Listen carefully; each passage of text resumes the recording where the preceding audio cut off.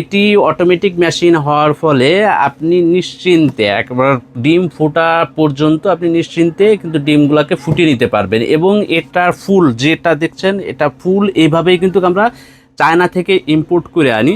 এর কারণ বন্ধুরা আমরা প্রথমে শুরু করছি 128 ডিম দিয়ে। তো এই 128 ডিমের ইনকিউবেটারের প্রত্যেকটার সাথে আপনারা এছাড়া দেখুন এটা হচ্ছে ভিতরের অংশ।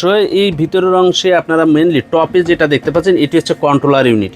কন্ট্রোলার ইউনিটের এখানে থাকবে ডিসপ্লেতে আপনারা এক টেস্টার লাইটও আছে। দেখুন এক টেস্টার লাইটটা আপনারা ইচ্ছা করলে যদি এটার ভিতরটা একটু লক্ষ্য করি, দেখুন এটার ভিতরে এটা হচ্ছে হ্যাচিং জালি বলা। এছাড়া এটাতে যে ট্রেগুলো ব্যবহার করা আছে এটা হচ্ছে রোলার ট্রে।